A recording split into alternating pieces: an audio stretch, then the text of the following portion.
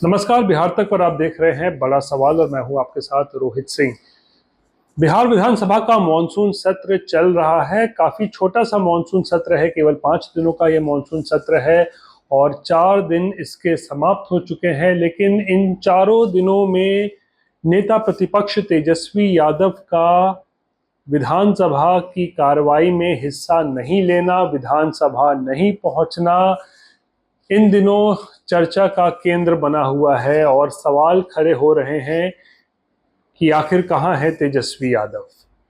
तेजस्वी यादव कहाँ है इन दिनों, इसको लेकर काफ़ी कहें तो चर्चा चल रही है। बीजेपी के तमाम नेता जो हैं वो आरोप लगा रहे हैं कि तेजस्वी यादव सैर सपाटा कर रहे हैं, विदेश में घूम रहे हैं, लेकिन उनके पास फुर्सत नहीं है कि वो पटना आए और बिहार विधानसभा के मॉनसून सत्र में जो हिस्सा लें, इसके लिए उनके पास वक्त नहीं है। इस तरीके के आरोप और तंज कसे जा रहे हैं तेजस्वी यादव पर। लेकिन बड़ा सवाल यही है कि मॉनसून सत्र से आखिरकार अब तक अलग अपने आप को तेजस्वी यादव ने क्यों रखा है। तो देखिए, ये बड़ा सवाल है क्योंकि आखिरी बार तेजस्वी यादव को जो देखा गया था किसी सार्वजनिक जगह पे, वो थी मुकेश अंबानी के बेटे की शादी में, जहां पर तेजस्वी यादव सपरिवार और लालू प्रसाद के साथ और अपनी बहनों के साथ वहां पहुंचे थे। उस शादी समारोह में शिरकत किया था। उसके बाद से फिर तेजस्वी यादव कहाँ हैं इन दिनों, इसके बारे में किसी को भी कोई पुख्ता जानकारी नहीं है। यहाँ तक कि आरजेडी के भी जो विधायक हैं उनके पास भी कोई पुख्ता जानकारी इसको लेकर नहीं है कि तेजस्वी यादव आखिर 4 दिनों से बिहार विधानसभा की कार्रवाई में हिस्सा क्यों नहीं ले रहे हैं और आखिर वो कहाँ है। हालांकि जो जानकारी ये अब मिल रही है कि तेजस्वी यादव पटना देर शाम आज लौटे हैं और संभवतः कल जब मॉनसून सत्र का आखिरी दिन होगा तो वो विधानसभा की कार्रवाई में हिस्सा ले सकते हैं। अब ऐसे में देखिए, सवाल इसलिए खड़े हो रहे हैं तेजस्वी यादव की गैर मौजूदगी को लेकर, क्योंकि देखिए नेता प्रतिपक्ष के साथ साथ एक महत्वपूर्ण पद पर तेजस्वी यादव हैं और इस पद पर रहकर उनके पास एक सुनहरा मौका रहता है जब विधानसभा में वो सरकार को विभिन्न मुद्दों पर घेर सकते हैं। हालांकि पिछले कुछ दिनों में काफ़ी सारे ऐसे मुद्दे रहे हैं जहां पर तेजस्वी यादव ने सोशल मीडिया के माध्यम से अपनी बात लोगों के बीच रखी है, लेकिन उनका ग्राउंड जीरो पर नहीं होना जो है वो बड़े सवाल खड़े कर रहा है कि आखिर तेजस्वी यादव बड़े बड़े जब मौके होते हैं तो वहां से क्यों नदारद नजर आते हैं। अब देखिए, जैसे कि एक मसलन मुकेश साहनी के पिता की हत्या का भी मामला है, उसको लेकर भी सवाल खड़े हो रहे हैं कि मुकेश साहनी के पिता की हत्या हुई और मुकेश साहनी वही है जिनके साथ पूरे लोकसभा चुनाव में तेजस्वी यादव जो है वो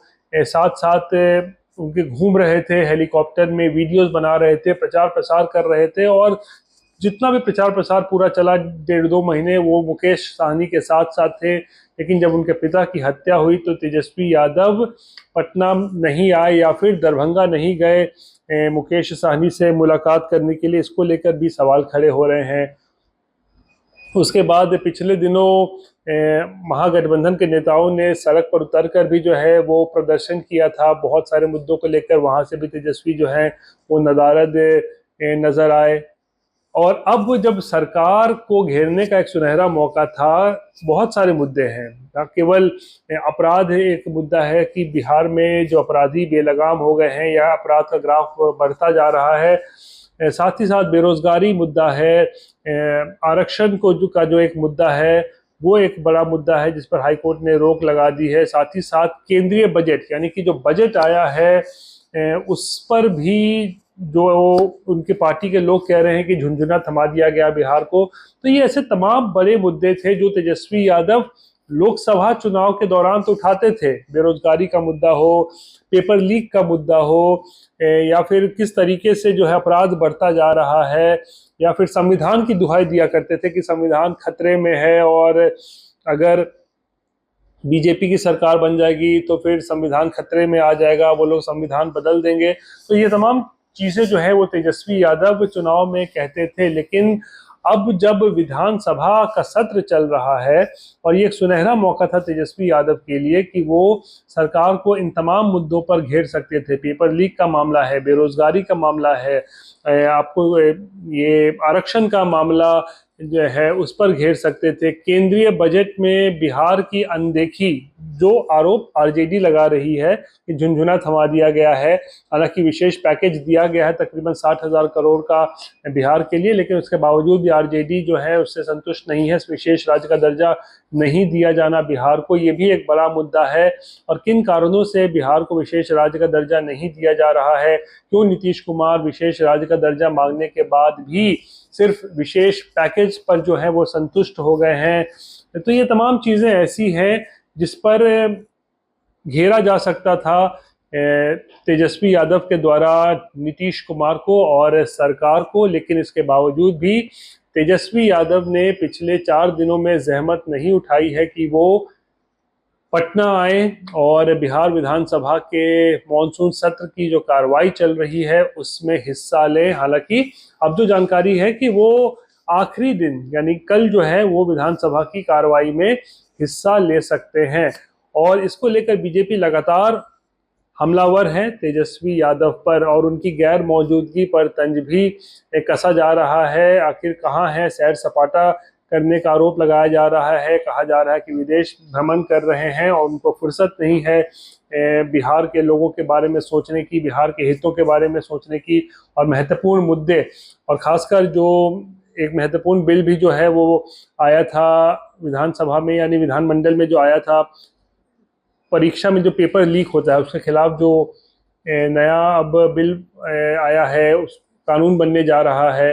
तो ये बिल भी जब आया था तो इस पर भी तेजस्वी यादव सरकार को घेर सकते थे। किस तरीके से नीट में जो है वो बिहार कनेक्शन सामने आया है। लेकिन सब चीज़ों को एक तरीके से कहें तो तेजस्वी यादव ने इसकी अनदेखी की है और 4 दिनों से वो विधानसभा की कार्रवाई में हिस्सा नहीं ले रहे हैं। और इसको लेकर बड़े सवाल खड़े हो रहे हैं कि आखिर तेजस्वी यादव क्यों नेता प्रतिपक्ष होने के बावजूद, जब इतने बड़े पद पर वो बैठे हैं, आसीन हैं, उसके बावजूद भी क्या विधानसभा जैसे महत्वपूर्ण जगह पर या फिर सेशन जो चल रहा है, मॉनसून सत्र चल रहा है, उसमें भाग नहीं लेना, वहां से नदारद रहना, ये कितना कह सकते हैं जस्टिफाइड है, कितना सही है, इसको लेकर बड़े सवाल खड़े हो रहे हैं।